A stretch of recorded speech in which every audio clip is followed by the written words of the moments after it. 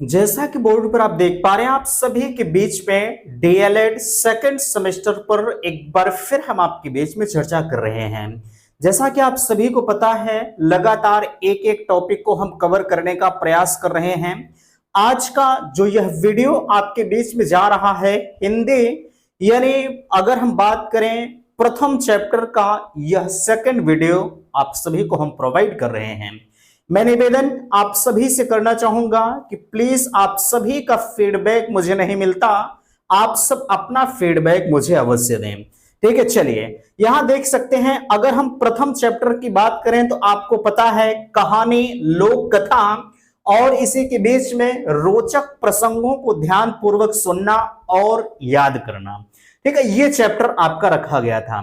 इसके पहले जहां तक मैंने पढ़ाया, उम्मीद करते हैं कि हमने आप सभी को अच्छी तरह से समझाने का प्रयास भी किया था और उम्मीद हम ये जरूर करेंगे कि आप सभी ने उस वीडियो को देखा और आपको समझ में आया। ठीक है, देखिए उसके आगे आप कहानी के बारे में पढ़ रहे थे कि कहानी के कितने रूप होते हैं। हालांकि रूप तो हम यहां से बता रहे हैं आपको।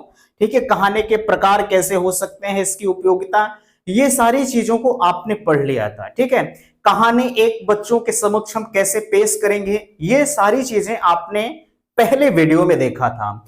लेकिन अगर हम इसी बीच में कहें तो आप कहानी के विविध रूप के अंतर्गत बात करें तो आप कैसे इसमें क्या करेंगे। देखिए, कहा जा रहा है कहानियां मनोरंजक तो होती हैं, बिल्कुल सही बात है। जो कहानियां होती हैं, जाहिर सी बात है आप समझ सकते हैं, मनोरंजक तो होती हैं। ठीक है, और यहां देखिए, लेकिन उसमें मनोरंजन के साथ साथ जीवन के संदेश, पूर्वजों के अनुभव आदि भी निहित होते हैं। जाहिर सी बात है, आप देखे होंगे आपके पूर्वज अगर किसी तरह की कहानियां सुनाते, पूर्वज का मतलब जैसे आपके दादा वगैरह होंगे, तो वो अगर कहानियों का रूप धारण करते होंगे तो वो अपने पूर्व में घटित घटनाओं को भी आपको बताते होंगे। वो कैसे बताते हैं, वो एक कहानी का रूप देते हैं और आप उसे अच्छी तरह से सुनते हैं। ठीक है, अच्छा देख सकते हैं उनके संदेश भी आप देखते हैं, पूर्वजों के संपूर्ण अनुभव को भी आप समझते हैं। ठीक है, ये सारी चीजें उनकी कहानियों में निहित होती हैं। ठीक है, और कहा जा रहा है उनमें जीवन का सत्य भी होता है। आप उनके जीवन, जैसे पूर्वजों के बारे में जब आप जानेंगे तो आपको जानने समझने में बड़ा मजा आएगा, उनकी अपेक्षा हम आज किस तरह से अपने दैनिक जीवन को बिता रहे हैं। ठीक है, कहा जा रहा है रहस्यों का उद्घाटन, ठीक है, तथा आदर्शों और आकांक्षाओं की अभिव्यक्ति निहित होती है। किसमें? कहानी में। ठीक है, आगे कहा जा रहा है इन्हीं आधारों पर, ठीक है, इन्हीं आधारों पर कहानियों के कई भागों में बांटा जा सकता है। कथानक के आधार पर कहानियां मूलतः जो है वो 3 प्रकार की होती हैं, है ना। अब देखिए, यहां आपसे पूछा जा सकता है कि जो है कथानक के आधार पर जो हमारी कहानियां होती हैं वो मूलतः कितने प्रकार की होती हैं। आप कहेंगे मूलतः हमारी 3 प्रकार की होती हैं। अब प्रकार कौन कौन से हैं? देखिए, पहला प्रकार आपके बीच में है सामाजिक कहानियां। ठीक है, अब थोड़ा सा ध्यान दीजिएगा, सामाजिक कहानियों के अंतर्गत आप किन किन चीजों का अध्ययन करेंगे। मेरे हिसाब से आपके दिमाग में ये चीजें जरूर आ रही होंगी। ठीक है, बट अगर आपके दिमाग में ये चीजें नहीं आ रही तो आपको परेशान नहीं होना, आप लेक्चर में लास्ट तक बने रहिएगा। मैं 100% चैलेंज के साथ कहता हूं कि यार सारी चीजें आपको समझ में आएंगी। ठीक है, बट आपको लास्ट तक बना रहना होगा। देखिए, अगर हम सामाजिक कहानियों के अंतर्गत कहें तो कह सकते हैं इन कहानियों में जो है तत्कालीन समाज की रीति रिवाज जो होते हैं, जो उनकी नीतियां होती थी, परंपरा होती थी, समस्याओं का उल्लेख होता था। और प्रसिद्ध उपन्यासकार, अभी इसके बारे में हम डिफाइन कर रहे हैं। ठीक है, प्रसिद्ध उपन्यासकार और कहानीकार जो है मुंशी प्रेमचंद की प्रायः सभी कहानियां सामाजिक हैं। आपने यहां देखा, कहा जा रहा है इन कहानियों में तत्कालीन समाज, यानी उस समय, तत्कालीन मीन्स जो पहले के समाज थे, ठीक है, उसके बारे में आप उनके जो नीतियां होती थी, जो रीत रिवाज हुआ करते थे, आप इस सामाजिक कहानी के अंतर्गत उनके बारे में समझेंगे। आपने देखा होगा, अभी थोड़ा सा आपसे जो सीनियर होंगे, ठीक है, अभी दादा दादी से कहिए, ठीक है, आप पहले की कहानियों के बारे में बताइए, पहले के लोग कैसे हुआ करते थे। ठीक है, तो वो सारी चीजें आपको बताएंगे, और मेरे हिसाब से अगर वो बेहतर तरीके से बताते हैं तो आप कहानियां छोड़कर जाएंगे नहीं जब तक उनकी कहानियां पूर्ण नहीं हो जाएंगी। ठीक है, चलिए ये हो गया आपका यहां तक की चीजें। अब देखिए यहां तो सामाजिक कहानियों के बारे में आप समझ गए, यहां आपको जो है समाज के बारे में सारी चीजें बताई जाएंगी, तो उस समय का समाज कैसा था, इस समय का समाज हमारा कैसा है। ठीक है, ये सारी चीजें आप समझेंगे। आगे अगर हम आपसे बात करें, ठीक है, देखिएगा इसी के क्रम में अगर हम धार्मिक कहानियों की बात करें तो धार्मिक कहानियां हमारी कहते हैं कि धार्मिक कहानियों में नीति संबंधी उपदेश निहित होते थे। धार्मिक कहानी आप इसमें जो है तमाम धर्म के बारे में पढ़ेंगे, है ना। और देखिए कहा जा रहा है धार्मिक कहानियों में नीति संबंधी उपदेश हमारे निहित होते थे, और उपनिषदों आदि की कहानियां भी इस प्रकार की हैं। ठीक है, उपनिषद के बारे में बहरहाल आप नहीं जानते होंगे, अगर आप ग्रेजुएशन हिंदी वगैरह से किए होंगे, संस्कृत से किए होंगे तो थोड़ा बहुत नॉलेज आपको जरूर होगा, बट अगर आप नहीं जानते हैं तो कोई दिक्कत नहीं, आप परेशान ना होइएगा। ठीक है, आप चैनल पर बने रहिएगा, हम सारी चीजों को आपको बताने का प्रयास जरूर करेंगे। ठीक है, हाँ ये है कि इस वीडियो में आप नहीं जानेंगे तो आगे हम आपको बताएंगे, आप परेशान ना होइए। ठीक है, चलिए यहां देखिए धार्मिक कहानियों के अंतर्गत आप धर्म इत्यादि के बारे में समझेंगे। ठीक है, देखिए ये सारी चीजें अब इसमें आपको बहुत ज्यादा चीजें पढ़ने के लिए नहीं आएंगी। मुंशी प्रेमचंद की कुछ रचनाएं हैं, पहले अभी मैंने बताया जो मुंशी प्रेमचंद की कहानियां जो आती हैं, ठीक है, इनकी कुछ रचनाएं हैं, रचनाओं के बारे में आप अगले वीडियो में देख लीजिएगा, हम आपको बता देंगे। ठीक है, जो इनके मेन फैक्ट रचनाएं हैं जो आपके प्रथम सेमेस्टर में पूछी जाने वाली चीजें होती हैं उसके बारे में हम आपको बता देंगे। ठीक है, चलिए ये हो गया। अब ऐतिहासिक कहानियां, ठीक है, जो पहले के इतिहास थे। ठीक है, कहा जा रहा है इस प्रकार की कहानियां किसी ऐतिहासिक तथ्य पर, ठीक है, आधारित होते थे, और कहा जा रहा है इसमें राजनीतिक दांव पेच, यानी ऐतिहासिक कहानियों का मतलब आप समझ सकते हैं कि कोई भी काम करने से पहले जो है हमें किसी भी प्रकार के जो है समय को इंतजार करना पड़ता है, दांवों को देखना पड़ता है कि हम ये चीज कैसे करेंगे।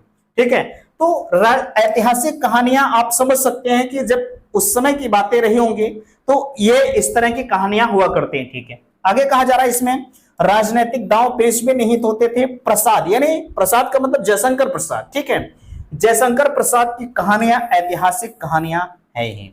ठीक है, चलिए यहां तक आपका हो गया। कहानी लेखन के उद्देश्य, लेखन शैली की दृष्टिगत में भी कहानियां प्रायः जो है वो कितने प्रकार की होती हैं, वो 3 प्रकार की होती हैं। अभी तक आपने ऊपर देखा, हम थोड़ा सा ऊपर आपको लेकर फिर से चलना चाहेंगे।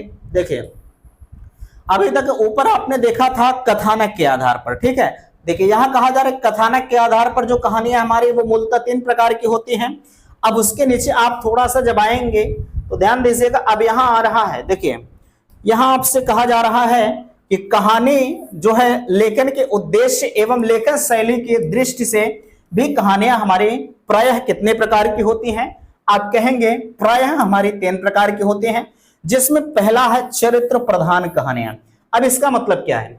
चरित्र प्रधान कहानियां का मतलब होगा, देख सकते हैं इसमें किसी प्रकार का उपदेश जो है किसी प्रकार का उपदेश निहित होता है, और जो है इनमें सभी पात्रों के चरित्र नियंत्रण पर अधिक बल दिया जाता है। ठीक है, यानी चरित्र नियंत्रण। आज के समय में आप देख सकते हैं लोग किस तरह से जो है अपने दिमाग में अब उनको अपने चरित्र का ख्याल नहीं है। ठीक है, वो कोई भी काम कर डाल रहे हैं, लेकिन जो कहानियां जो है अगर चरित्र प्रधान कहानियां आप पढ़ रहे हैं तो उसमें जितने भी पात्र होंगे, ठीक है भाई, कहानियां बिना पात्र की तो हो नहीं सकती हैं, तो चरित्र प्रधान कहानियां हमें यही बताती हैं कि अगर आप इस तरह की कहानियां पढ़ रहे हैं तो इसमें जितने भी पात्र बाबू होंगे उनके चरित्र बहुत अच्छे खासे होंगे। ठीक है, उनको अपने चरित्र का ध्यान जरूर रखना होगा, है ना। अब यहां देखिए समस्यात्मक कहानियां। अब इस समस्यात्मक कहानियों के अंतर्गत अगर हम कहें तो ध्यान दीजिएगा, अगर इसमें कहा जाए, देखिए लेक्चर छोटा है, ठीक है, बहुत ज्यादा नहीं है, एक लेक्चर हमने आपके बीच में दे दिया है, हम उम्मीद ही आपसे जरूर करेंगे कि उसमें सारी चीजें आप समझ गए होंगे। ठीक है, चलिए देखिए समस्यात्मक कहानियां क्या है। इन कहानियों में मानव के धार्मिक, सामाजिक और जो है राजनीतिक जीवन से संबंधित समस्याएं और उनका समाधान निहित होता है। ठीक है, समस्यात्मक कहानियां, भाई अगर हमारे बीच में कोई समस्या आई तो जाहिर सी बात है हर समस्या का समाधान उपलब्ध है। ठीक है। मैं मानता हूं कि आपको हिंदी नहीं समझ में आ रहा, ये एक समस्या है, ठीक है। हिंदी आपको नहीं समझ में आ रहा, ये एक समस्या है, लेकिन अब आप हिंदी से जितना दूर भागेंगे ये भी उतनी दूर आपसे भागेगी। लेकिन अब इनके पीछे अगर आप पड़ गए, नहीं मुझे हिंदी सीखना है, और एक चीज ध्यान रखिएगा बाबू, बिना हिंदी सीखे आपका कल्याण नहीं अगर आप डीएलएड कर रहे हैं, ठीक है। क्योंकि जब आप यूपी टेट देंगे तो वहां पर हर हाल में आपको 30 नंबर यूपी टेट में आपको हिंदी देना ही देना है, ठीक है। इनसे आप भाग रहे हैं तो आप एक तो कहता नहीं कि आप अपने जो है जड़ में गर्म पानी डाल रहे हैं, ठीक है। तो हिंदी से आप भागिए नहीं। हम मानते हैं कि आप ग्रेजुएशन करके बीए बीएससी करके आए हैं तो थोड़ा सा आपको समस्याएं जरूर हो रही होंगी, ठीक है, लेकिन आप परेशान ना होइए, मैं चुटकियों में सबको समझाऊंगा। मेरे हिसाब से मैं आपको बेहतर समझा पा रहा हूं, ठीक है। बाकी देखिए अपना जो है खुद कॉन्फिडेंस होता है, ठीक है। बाकी मैं तो हमेशा आपसे कहता हूं कि अगर कहीं किसी भी प्रकार की अगर आपको दिक्कत है तो आप मुझे बताइए, ठीक है। मैं इस लेक्चर को एक बार में रिकॉर्ड कर रहा हूं, लेकिन मैं दोबारा से बताऊंगा, आपको समझ में आना चाहिए। एक शिक्षक का सबसे प्रमुख उद्देश्य यही होता है, ठीक है। चलिए, ये समस्यात्मक कहानियां उम्मीद करते हैं कि आप सब समझ गए होंगे। आगे हम बात करते हैं घटना प्रधान कहानियां। अगर हम घटना प्रधान की बात करें तो वे सभी कहानियां जिसमें कोई उपदेश निहित होता है, ठीक है, उपदेश निहित होता है और न कोई समस्या, ठीक है। कहा जा रहा है न कोई उपदेश निहित होता है और न ही कोई समस्या, किंतु किसी न किसी घटना का उल्लेख अवश्य होता है। घटना प्रधान कहानियां कहलाती हैं। यानी आप जा रहे हैं, ठीक है, आप कहीं किसी जगहों पर जा रहे हैं और खुदन खास्ता किसी प्रकार की घटना दुर्घटना हो गई, तो उस घटना का कोई उपदेश तो था ही नहीं, ठीक है, और ना ही कोई समस्या थी, एकाएक घटना हो गई, ठीक है। तो यहां किंतु किसी ना किसी घटना का, भाई वहां घटना का उल्लेख हुआ कि नहीं हुआ, आप कहेंगे बिल्कुल हुआ, ठीक है। तो मीन्स यही कहा जा रहा है, इस जो है घटना प्रधान कहानियां कहलाती हैं, ठीक है। अब यहां आ रहा है कुछ अच्छी कहानियों की विशेषताएं भी हैं, ठीक है। हर किसी की विशेषता होती है, बुराई होती है, सब कुछ होता है, ठीक है। तो अच्छी जो कहानियां हैं उनकी विशेषता क्या है, थोड़ा सा इसके बारे में भी आप ध्यान दीजिए, ठीक है। चलिए देखिए, एक एक चीजों को आप समझते हुए चलिएगा, हम आपको बेहतर तरीके से बताते हुए चल रहे हैं। कहा जा रहा है, देखिए पहला शीर्षक, कहानी का शीर्षक आकर्षक और स्पष्ट होना चाहिए। भाई आप किस विषय पर कहानी सुनाने चल रहे हैं, अगर वो चीज क्लियर नहीं है, ठीक है, तो जाहिर सी बात है आप कितने भी विद्वान आदमी को कहानी सुना दीजिए, ठीक है, आप कुछ लोग तो समझ जाएंगे, आप कहानियां सुना लीजिए।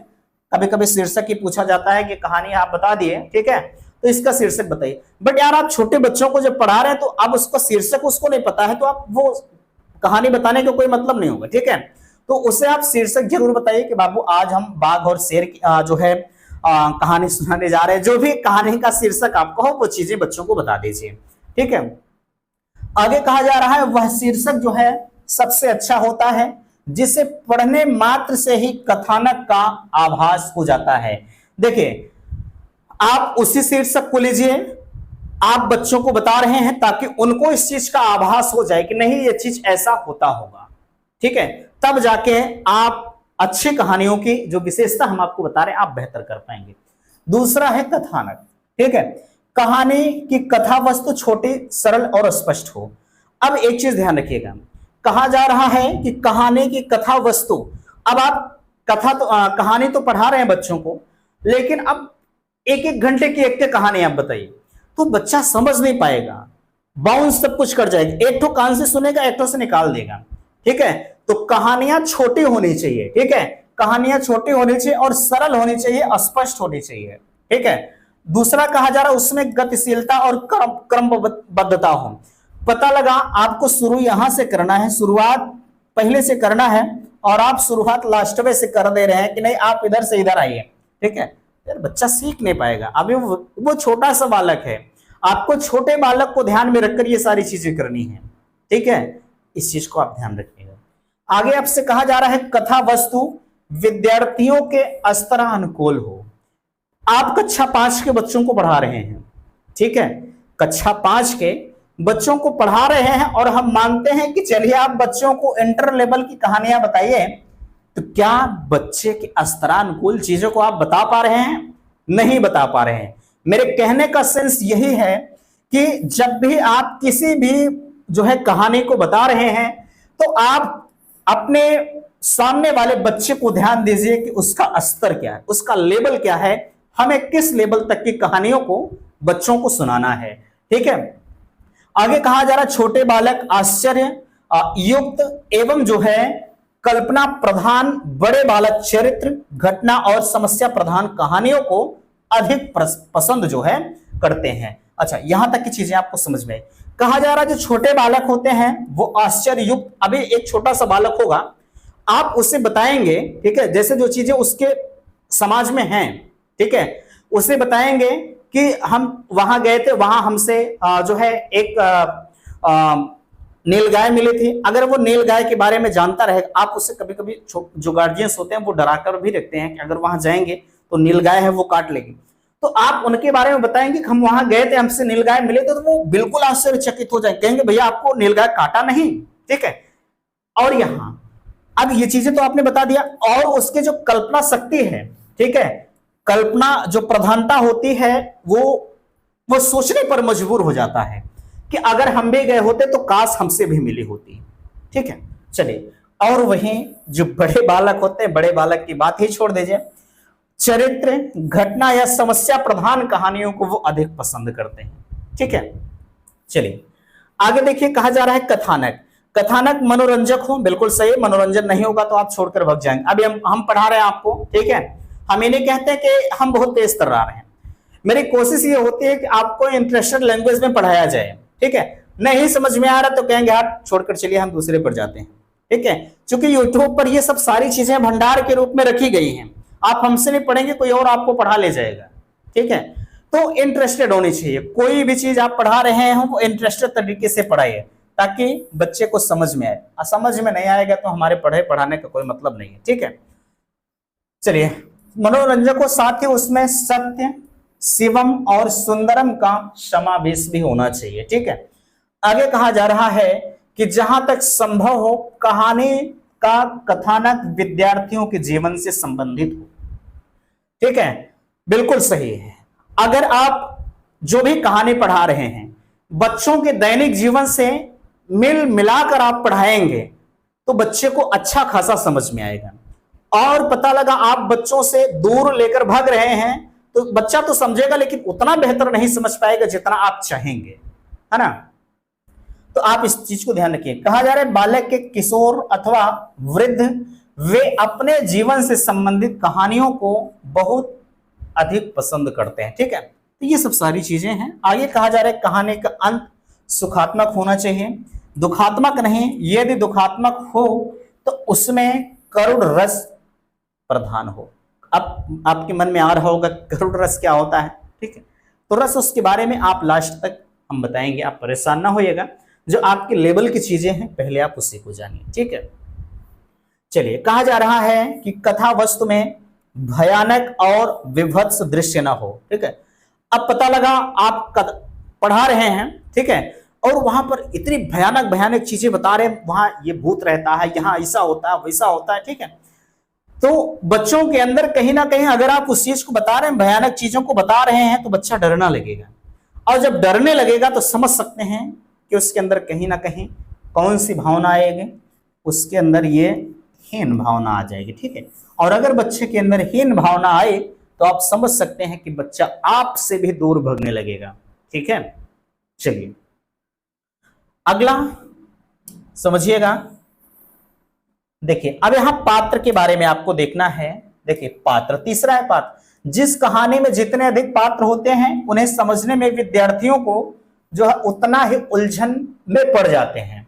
ठीक है, बिल्कुल सही है। आप एक कहानी को पढ़ा रहे हैं, ठीक है, और उसमें से पता लगा कि 20 पात्र हैं, तो बच्चा समझ नहीं पाएगा कि ये कौन से पात्र हैं, इनका नाम क्या है, ये क्या कर रहे हैं, इनका काम क्या है, नहीं समझ पाएंगे। बच्चों को छोटे छोटे पात्र, यानी छोटे पात्र का मतलब कोई कहानी है उसमें 2-4 पात्रों वाली कहानी बताइए, और पता लगा उसमें 20 कलाकार पात्र हैं, नहीं समझ पाएगा। ठीक है, चलिए आगे कहा जा रहा है वे यह समझ नहीं पाते हैं कि किसने क्या कहा। मैंने आपको बताया है ना, इसलिए कहानी में यथासंभव थोड़े पात्र हों, लेकिन उनका चरित्र जो है अच्छा और शिक्षाप्रद होना चाहिए। बिल्कुल सही है। जो कहानियां हैं, पात्र भले ही कम हो, लेकिन कहानी का जो उद्देश्य है वो उनका चरित्र अच्छा होना चाहिए, और वो कहानी जो आप सुना रहे हैं बच्चों को वह शिक्षाप्रद होनी चाहिए कि उस कहानी से बच्चों को क्या सीख मिल रही है, इस चीज पर आपको ध्यान देना चाहिए।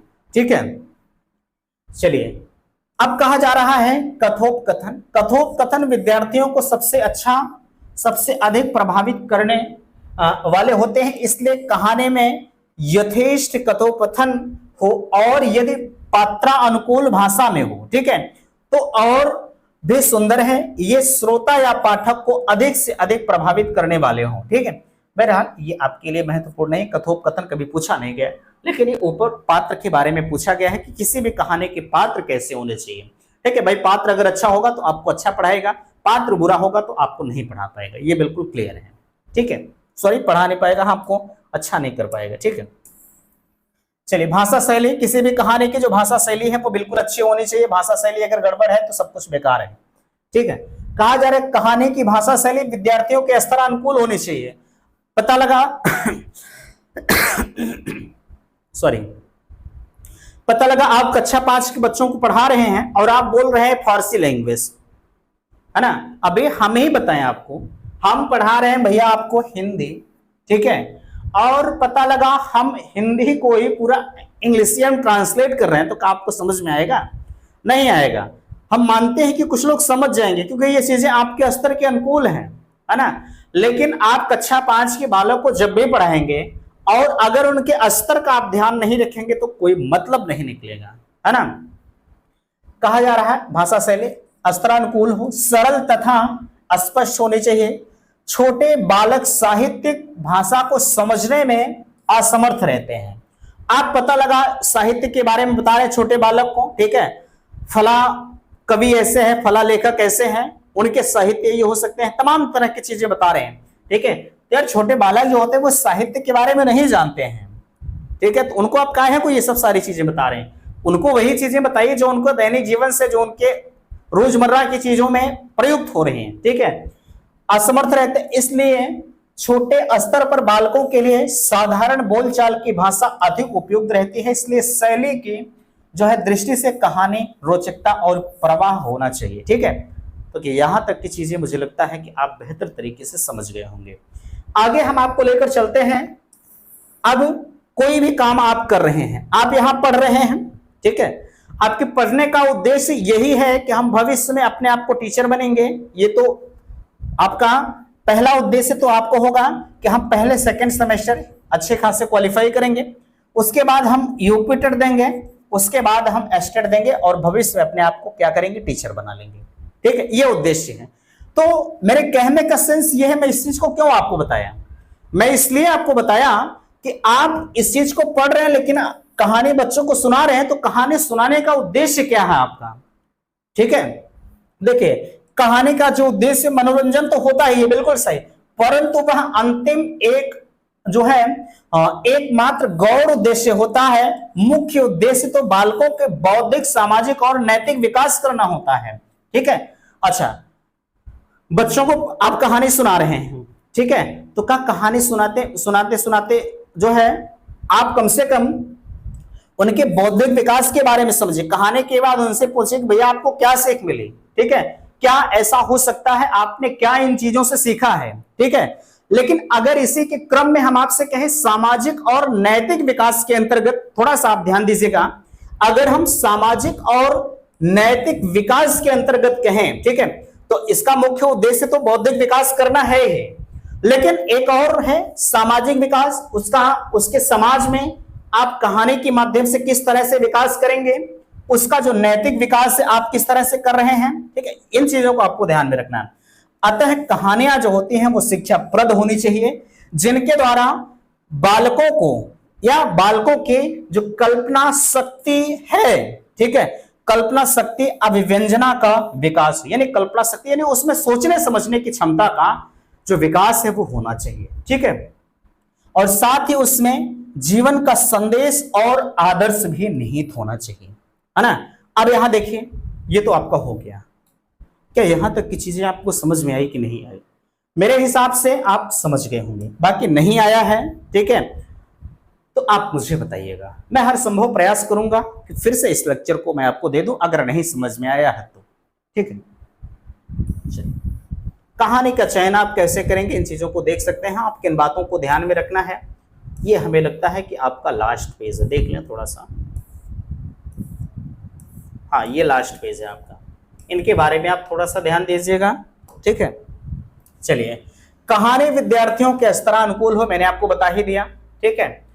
और कहा जा रहा है दूसरा, देखिए, कहानी के द्वारा विद्यार्थियों को शारीरिक, मानसिक और सामाजिक संवेगात्मक जो है नैतिक विकास होना चाहिए, ये भी बिल्कुल ध्यान देना चाहिए। आप कहानी सुना रहे हैं तो ये सब सारे डेवलपमेंट उसके शारीरिक है, मानसिक है, सामाजिक है, संवेगात्मक है, ये नैतिक विकास होने चाहिए, ठीक है। कहानी रुचिकर हो, छोटे बालकों के लिए, परियों और किशोरों के लिए जो है खोज संबंधी कहानियां अधिक रोचक होती हैं, बिल्कुल सही है, ठीक है। अभी छोटा सा बालक होगा, जब उसको बच्चे छोटा गुड़िया वगैरह लेकर खेलते होंगे, गुड्डे गुड्डा जिसे हम अपने घरों के लैंग्वेज में कह सकते हैं, तो बड़े इंटरेस्टिंग तरीके से खेलते हैं। कहानियां सरल, स्पष्ट और गतिशील हो, ठीक है। कहानी यथासंभव विद्यार्थियों के जीवन से संबंधित होनी चाहिए, बिल्कुल सही है ना। आगे अगर हम इसी के क्रम में कहें तो कहानी में यथेष्ट वार्तालाप होना चाहिए। कहानी में सत्यम शिवम सुंदरम का समावेश होना चाहिए। देखिए, ये सब सारी चीजें आप पढ़ चुके हैं, ठीक है। मैंने ऊपर भी आपको कल से ही यही चीजें मैं पढ़ा रहा हूँ, ठीक है। इसमें बहुत चीजें नहीं है। कहानी में अच्छे बुरे दोनों प्रकार के चरित्रों का समावेश हो, बिल्कुल सही। अगर आप अच्छी चीजों को हमेशा बच्चों को बता रहे हैं तो वो बुरी चीजों के बारे में नहीं जान पाएंगे। इसलिए कभी भी ध्यान दीजिएगा। एक दिन कोई हमसे मिला, थोड़ा सा वृद्ध टाइप के ही थे, ठीक है। तो उन्होंने हमसे कहा कि बेटा, आज तक हमने ट्रेन से कहीं सफर कर रहे थे, ठीक है। तो उन्होंने हमसे कहा कि बेटा, आज तक कभी हमने बुरा नहीं किया है किसी का। तो मेरा उनसे एक ही जवाब आया कि दादाजी, अगर आपने किसी का बुरा नहीं किया है तो इसका मतलब जो है आप भले के बारे में नहीं। देखिए, इन चीजों को छोड़िए, जो हुआ वो बीत गया। देखिए, आपके अंदर अच्छाई और बुराई दोनों होनी चाहिए, ठीक है, तभी आप इस समाज में सफल हैं। आप हमेशा सबका अच्छा कर रहे हैं, ठीक है, तो ठीक है, अच्छाई अच्छी चीजें हैं, बुराई छोड़ दीजिए, लेकिन अच्छाई बुराई आपके अंदर होनी चाहिए। दोनों अगर नहीं है तो आप गड़बड़ हो जाएंगे, ठीक है। यहां देख सकते हैं कहानी में अच्छे बुरे हैं दोनों प्रकार के चरित्रों का समावेश हो, ताकि बालक को बुराई का परित्याग कर भलाई को ग्रहण करने की जो चेष्टा है वो जागृत हो, ठीक है। चलिए, अगला है कहानी का अंत सुखात्मक होना चाहिए, तो मैंने आपको बताया है। बाकी मेरे हिसाब से क्या यहां तक की चीजें आपको समझ में आई कि नहीं आई, हम ये जरूर उम्मीद करेंगे कि आप सारी चीजों को समझ गए होंगे। बाकी अगर कोई डाउट्स आपका है तो आप मुझसे पूछ सकते हैं। फिलहाल के लिए इस वीडियो में यहीं तक। वीडियो को लाइक कीजिएगा, शेयर कीजिएगा, और चैनल पर पहली बार विजिट किया है तो चैनल को सब्सक्राइब जरूर कीजिएगा। वीडियो समाप्त करते, थैंक्स, धन्यवाद।